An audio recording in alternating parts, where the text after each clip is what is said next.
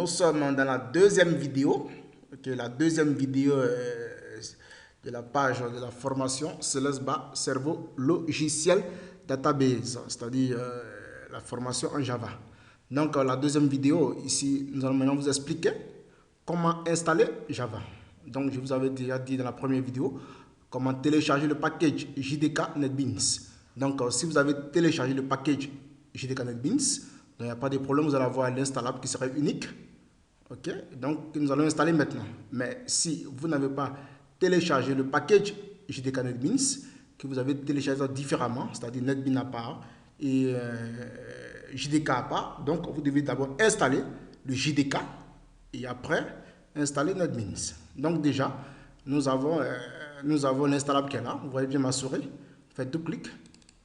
On va double-cliquer sur le package. Donc, on installe, on clique sur Yes, on va l'installer. Ok, regardez bien, on va commencer à installer, Java. Java SE Development Kit et NetBeans IDE installé. Donc, on va l'installer. Donc, suivez. Après, je clique sur Next. Ça veut dire suivant. Ok, vous allez avoir cette page. Welcome to JDK 8. Donc, vous allez avoir cette page qui sort. Vous cliquez sur Next. Ok. Après, vous devez accepter. Ok, vous acceptez. Ok, accepter thème, signer le vous acceptez. Et vous cliquez sur Next. Ok. Et installe du JDK. Ok. Vous cliquez encore sur Next. Ok, vous cliquez encore sur Next. Ok, vous cliquez sur Next. Et puis c'est parti. Vous allez commencer maintenant à installer Java SE Development Kit et NetBeans IDE installé. Donc c'est le package JDK NetBeans. Okay. C'est pas du tout compliqué hein, en installation. Soyez un peu juste patient. Okay. Soyez un peu patient, puis bon, ça va passer. Ce n'est pas du tout compliqué. Si vous avez votre processeur qui est rapide, vous allez voir que ça va prendre du temps. Mais si vous avez un ordinateur avec une mémoire RAM de moins de 2 Go, je vous ai dit d'avoir une mémoire RAM de moins de 2 Go. Là, comme ça, ce sera un peu rapide. Ok, donc on attend l'installation. Okay, on attend l'installation. Chers amis, donc commencez déjà à vous abonner. Commencez déjà à laisser vos préoccupations sur la page. Ok, là comme ça serait très facile. Quand je vais voir ça, déjà je saurai à quoi m'attendre. Ce n'est pas du tout compliqué. Ok, on va vous expliquer la programmation orientée objet. Okay, la programmation orientée objet, c'est la programmation qui permet de programmer les objets. C'est-à-dire programmer des objets et les voir comme étant des objets animés. Des objets qui vont réagir comme des humains. C'est ça la programmation orientée objet. Si vous prenez au départ un robot c'est comme une statuette. Le robot ne peut rien faire, mais le robot, on peut lui attribuer des états, on peut lui attribuer des caractéristiques, on peut lui attribuer des éléments qui vont lui permettre de réagir comme des hommes. Aujourd'hui, dans les pays développés, les gens dans les supermarchés, on ne recrute plus les humains pour travailler, ce sont les machines seulement qui travaillent. Okay. Aujourd'hui, on envoie les robots sur la Lune pour aller faire des travaux et ces robots communiquent avec les hommes sur la Terre. Donc, tout ça, ce sont des résultats de la programmation orientée objet. C'est très important. Ceux qui sont aujourd'hui des informaticiens, qui se sont spécialisés dans le développement, si vous avez une bonne main dans la programmation orientée objet, mais je vous dis que vous êtes bien parti parce que la programmation est le sommet de l'informatique.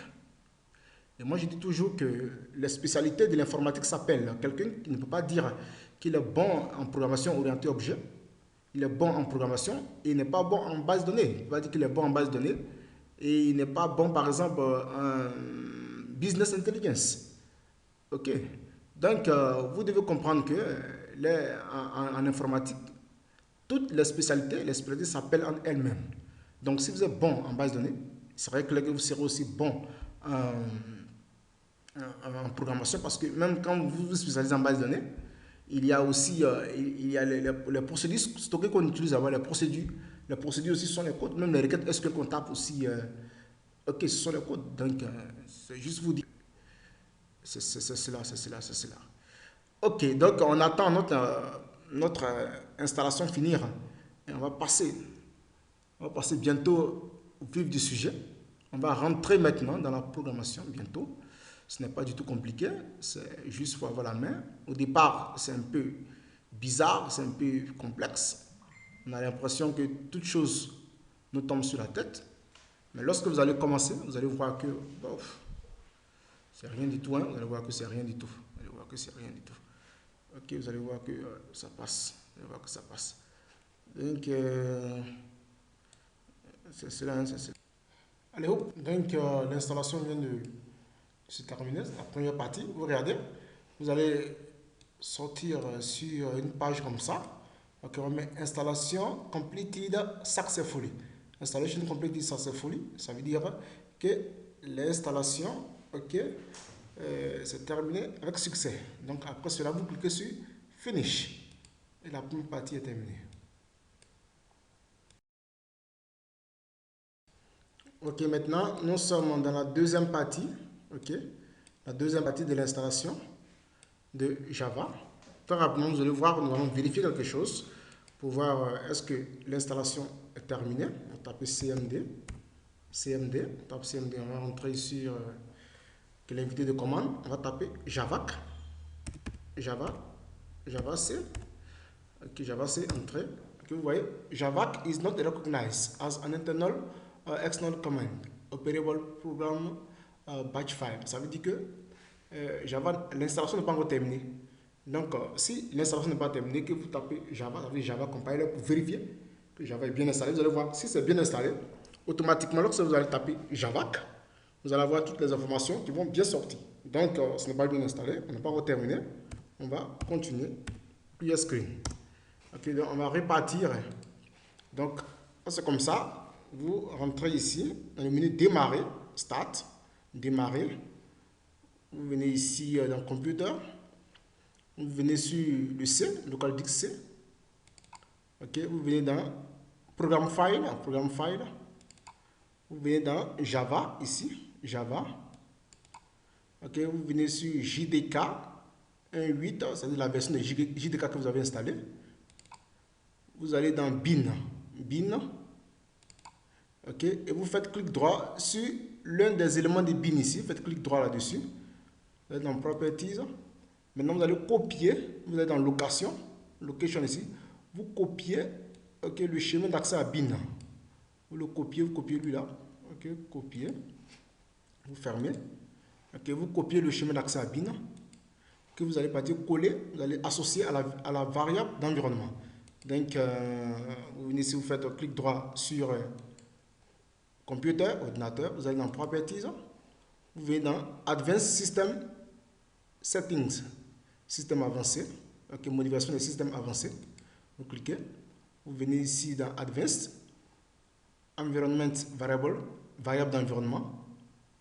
Vous cliquez, ok.